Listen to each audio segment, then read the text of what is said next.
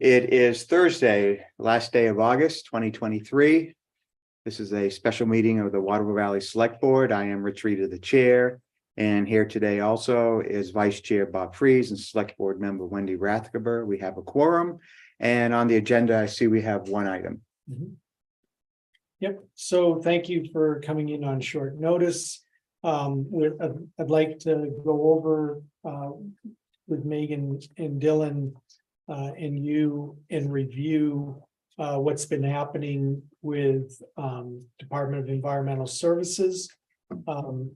Yesterday, we received an email yesterday afternoon, which had some additional requirements that DES is pushing harder and harder on with our phase one transfer station project. They really want us to have a pre-bid conference.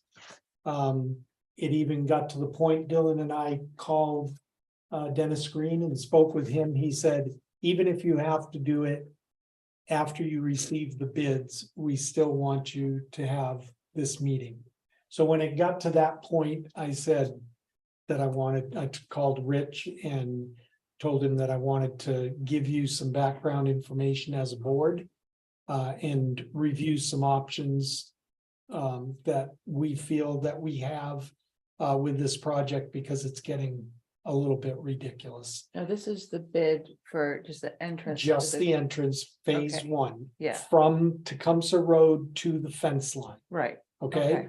So let me just go back through the history and then I'll tell you about and because we received another email today, which kind of added some additional information. So you have a packet of emails here where I've highlighted some things going back to July 24th. I work from the top to the bottom.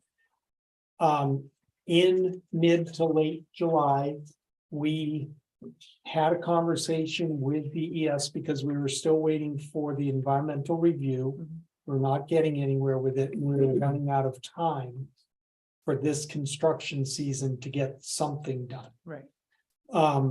At that point, Joe Ducharme had a conference call or a meeting. I don't know if he was at DES or whatever, with John Muras and Mark Condolis regarding the project, the transfer station project, and how we could potentially move forward with the project.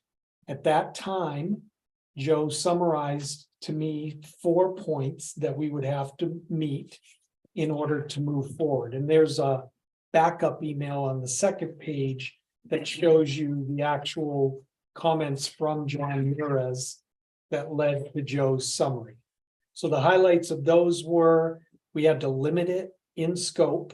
We could not go beyond $250,000. We had to submit a letter report to them justifying why we needed to relocate the transfer station. We had to review and have the bid documents for phase one reviewed and approved. And then prior to bidding the full transfer station next year, we'd need to secure all of our permits. Okay, so we agreed to do all of those things. The engineers went back, and I think we brought this list into you. We had a list of items for phase one. This total came to 353,000, okay, in total.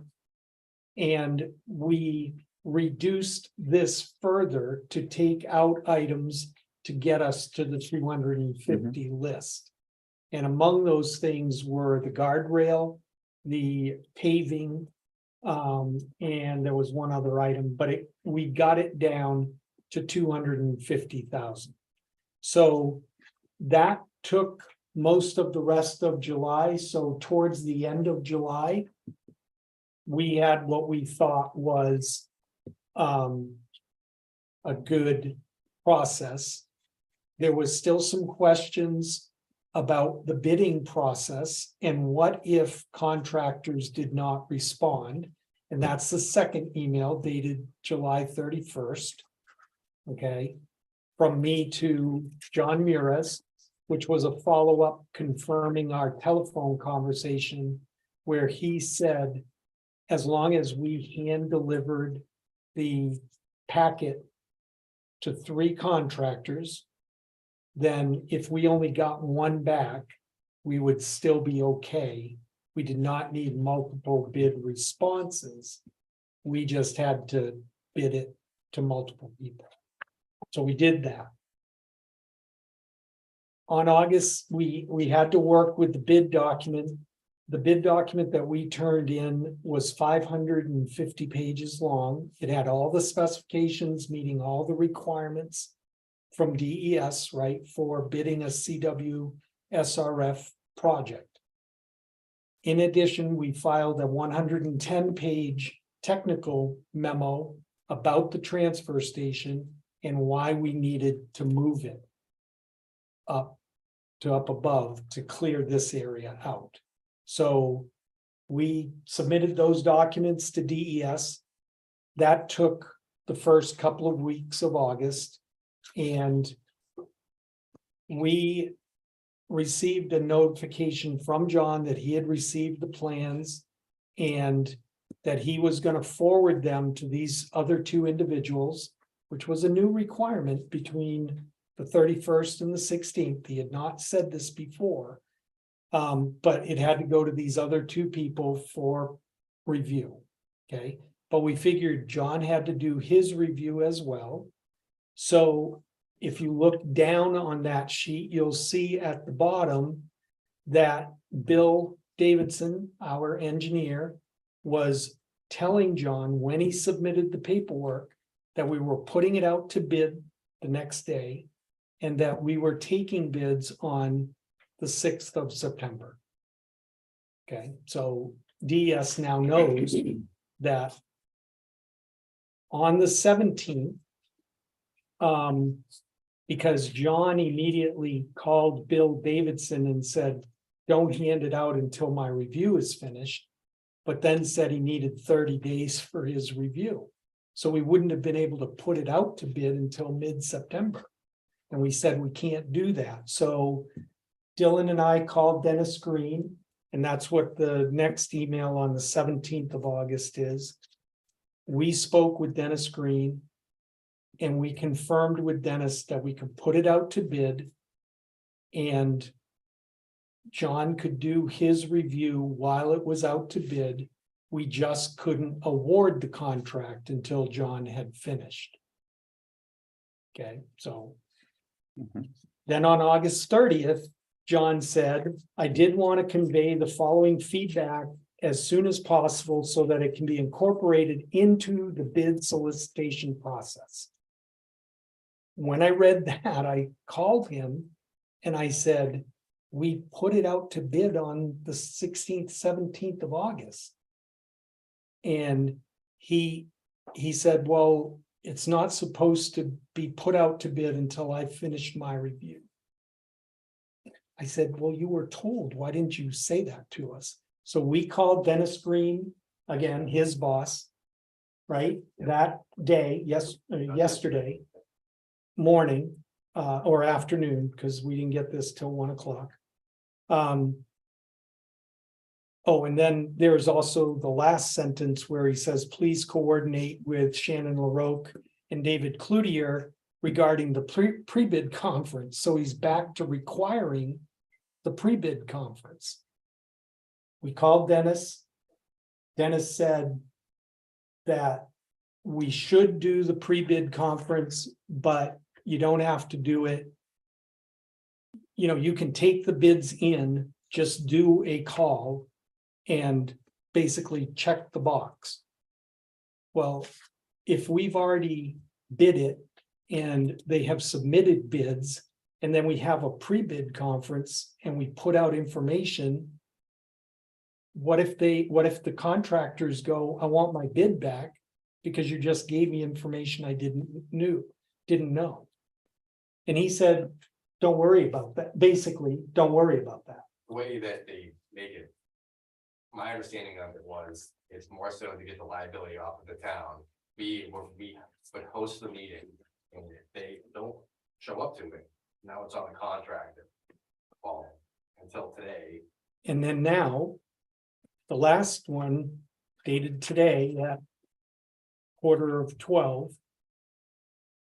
Notice number 4. DES strongly recommends a pre-bid conference, and then contractor non-compliance could result in contract costs being ineligible. So even after going through all of this, even if we hold the pre-bid conference, they've still caveated everything that they can turn us down for state CWSRF compliance. I am very nervous with that last statement because what has happened over the last 2 weeks is just as we think that we are in the clear, that we're moving along, there seems to be something else from DES. So I think we have, on this other set of things, I just wrote down real quick some notes on the different options that, the way that I see it, that we have. I don't know why it's printing this way, sorry. We can do nothing this year, option 1.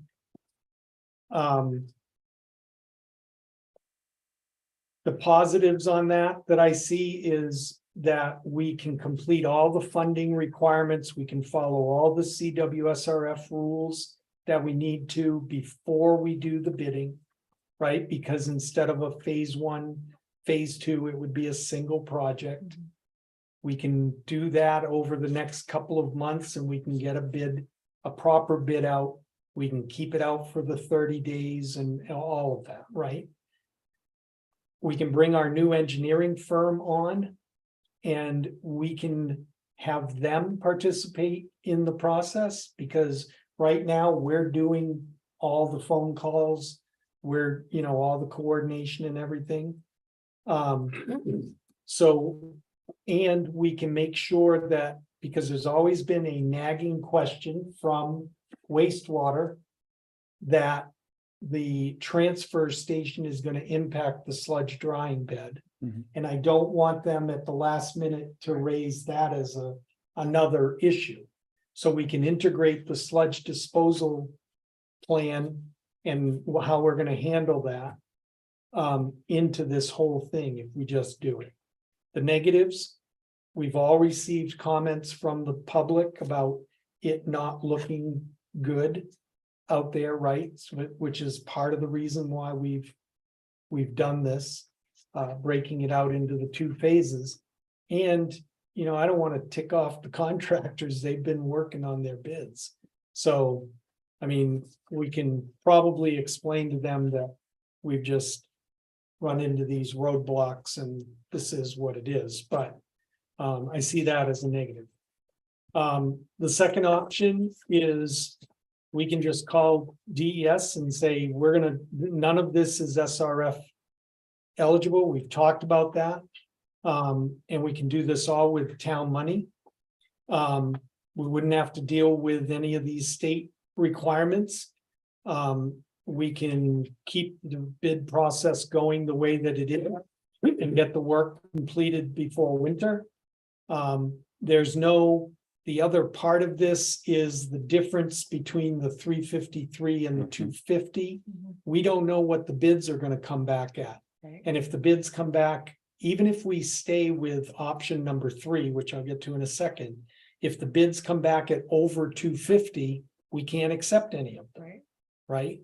So we have no artificial limit on the expenditure if we're doing this with our money. Now, there is a big negative, which we've talked about, the additional cost.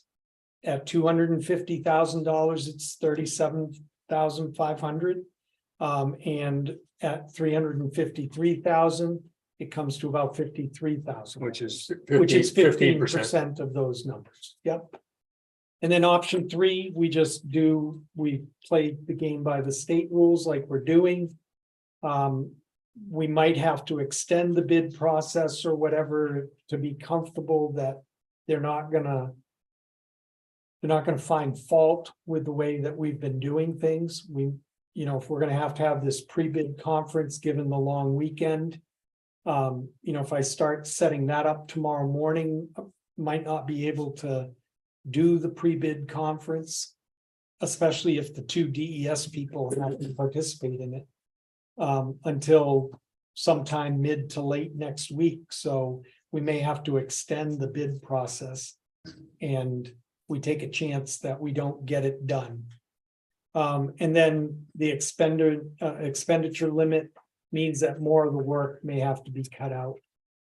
To get us to the 250, and we'll have to find out how they will allow us to do that once we get bids back in.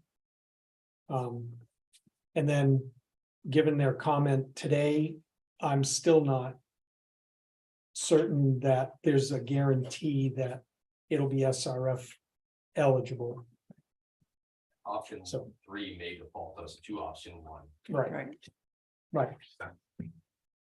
So that's, But with an artificial limit that we don't want, really. What I'm saying is option 3, adding 250,000. Mhm. Doing nothing. Yeah. Because we won't have anything, 250. right, I mean, yeah, and like if we get a 290 bid or whatever. We're not gonna be able to accept that as the low Mhm. bid. So. I don't know. So the work that the contractors have done so far. If we just say we're gonna do the full project. In the spring. Then. And they can just expand the work that they've already done, because. I mean, it's not like a throwout, because. They have to look at those parts of the project anyway. For the full project, Right. Yeah. so, Oh, yes, we would throw out phase 1 and Right. we would go back to just a full. so we project. just say, hey. We're gonna do the bid on the entire project, so the work you've done already can go into your Exactly, your greater bid.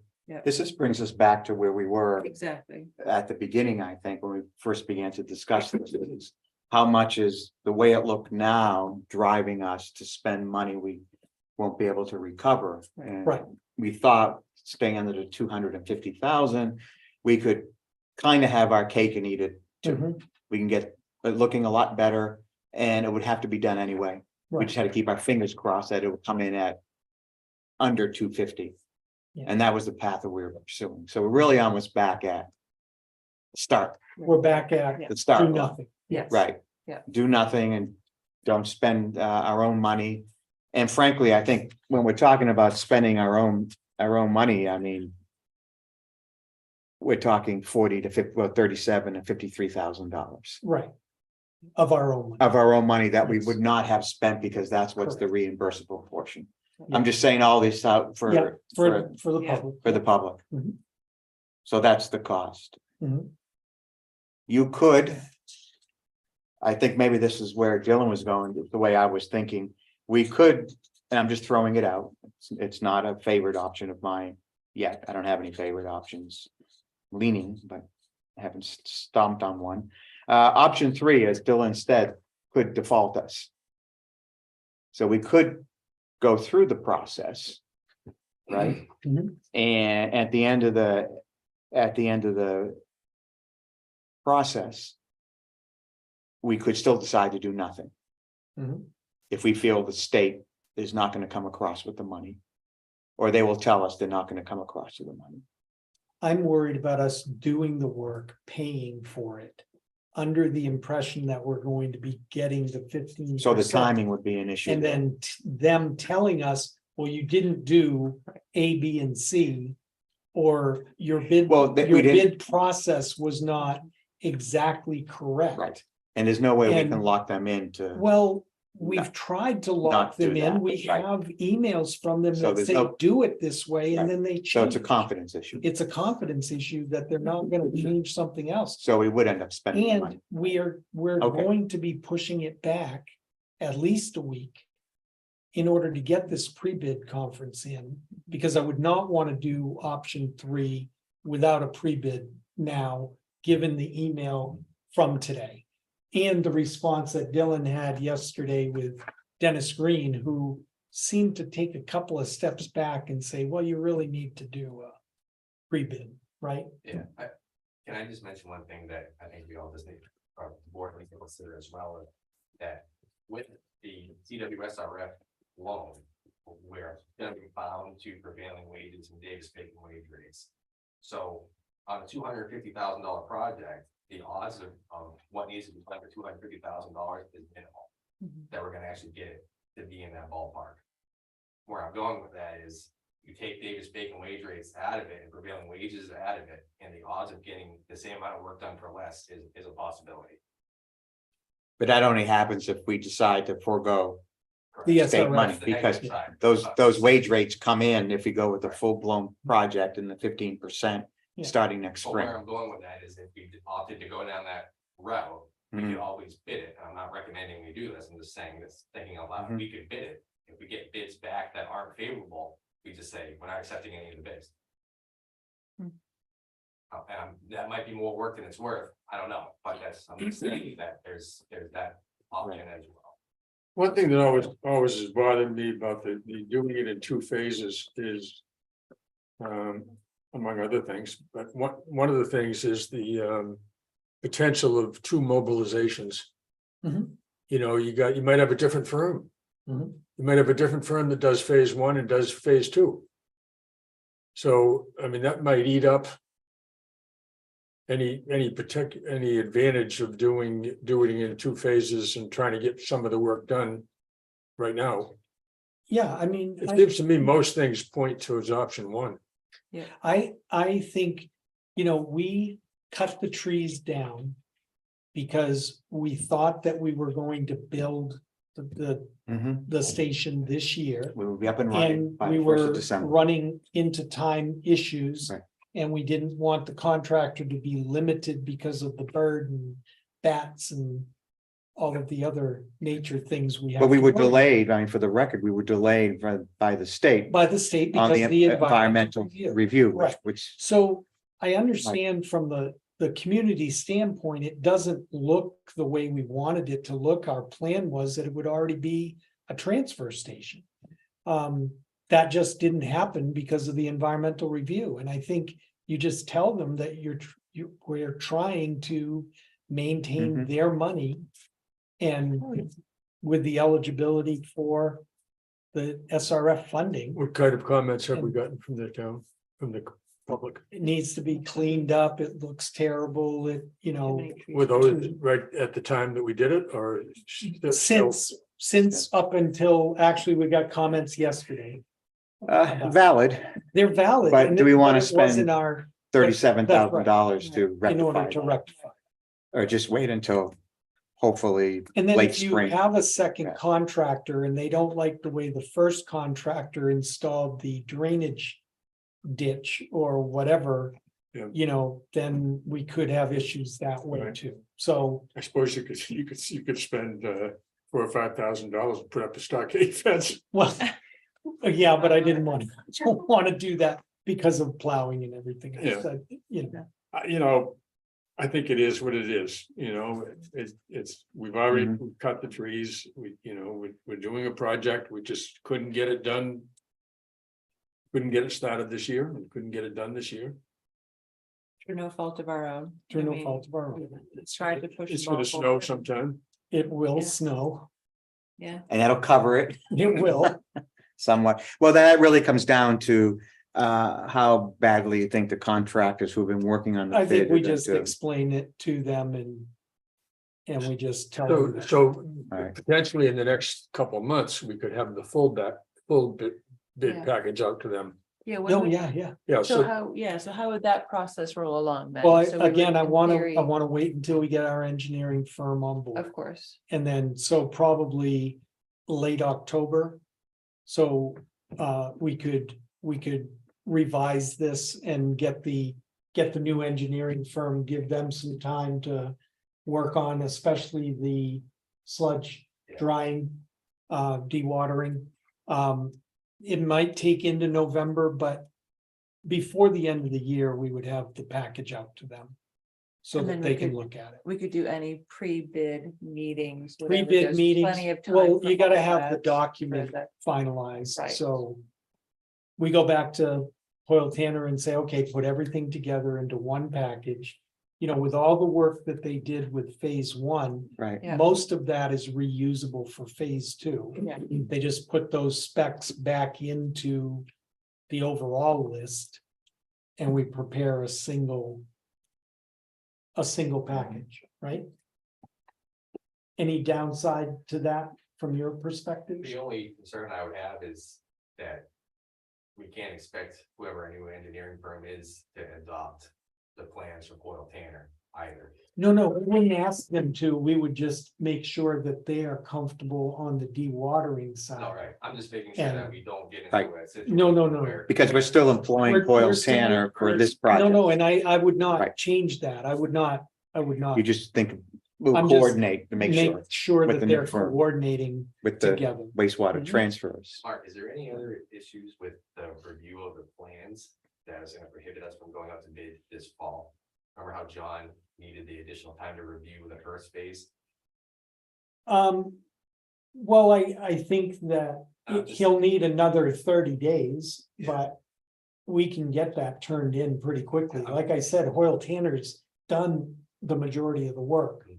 That book is not gonna change. I'm just making sure we can Substantial. play out all of the obstacles Yeah. that we could have. in No, front of us. That's all. I don't think that that's an issue. So who are they all local firms? Is Piper plus two others? Yeah, Dana- Piper, Dana White and Lee Johnston. So that's why I think the mobilization, two of them are in town. Yeah, That's what we were thinking, and so we're, it wouldn't be much of a mobilization, but. Well, I I think mean, we may even open it up to Andrews. I mean, if we're doing it all next year, the big you can project. put it out to the bigger would firms. Dana be able to do Local. that and the mountains? Well, I don't know, we'll have to ask him. Yeah. But we may open it up to some other Mhm. companies as well. Right. Well, I think Okay. we've decided Are Yeah, you okay? option that. one. yeah, I mean, it's Right. where we were in the beginning anyway. That was our initial decision and until we realized or Mark determined that if we kept it to 250, we could still get the money. So we've been trying to Right, have our Trying to cake and make eat it our, fit. make but it fit, but too difficult with the state bureaucracy. Okay, It will simplify things. very good. Thank you very much. Anything I else, appreciate you not. like to bring to our attention while you have us? Nope, there's, the striping contractor will be in town. I think on the 13th of September. I will confirm that at the meeting next week. It's the, I'm sorry, the 7th, well, to meet with us. is Yeah. the- the 7th, I'm sorry, September 7th. So, during our meeting. I don't know if it'll probably be in the morning before that meeting. So how will we be talking about icons and stuff? Well, we either do it then or have him come back. Okay, If folks aren't available, we'll have them come back. This was with the contractor. right, This was set up by Piper okay, to make sure that the engineer is gonna be here and the painting contractor, because they just got him, okay, was going to be here as well. And we were gonna, as I recall, when we last discussed this, we were gonna talk to him about icons and how to Yep. deal with some of the questions that we had when we were out in the was Are he we the sure? specialist from Meredith? I thought there was someone, They, I don't know if they Are have we sure it's secured, That. I don't know if it's him, Okay, So I talked to Patrick yesterday. okay? He said he was gonna get in contact and then shoot me an email once he got a confirmation. Is it just the stripe, is it Yes. just the striping then, not the icon? Not the icon. Okay, oh, Okay. so okay, it's just the striping. okay, so are we still following up with getting that? He's trying to get the icon guy. It's gotta be a special name for Yeah. icon painting. Icon. Cause I was gonna actually send some pictures around to everyone. I was Mhm. just in New London, Connecticut. Mhm. And in an area near the Connecticut College where my daughter Mhm. attends, they have an arboretum where it's very, trying to do traffic calming, etc. Yep. They do have both sharrows in the street with a slightly different signage. Alongside, besides share the road. Okay, And then on the opposite side, there are different icons in what they've established as a bike lane. okay. So good. it is a thing that You people have do. pictures? I Good. do, yes, I Awesome. will send those around. All right, so he's getting a different date for that. We'll let you. For the know. icons. Yeah, for Okay. the icon person, Okay, good. icon guy. Icon guy. Icon Icon guy. No, it's like a superhero. Right. I used to go on Gonna like. be the- iconograph. Well, it's like the It's gonna be cable, the it's like the traffic cable guy, the superhero. electric guy, the icon guy. The icon guy. All right. You have a motion to adjourn? So Yes. moved. All in favor? Aye. You know, the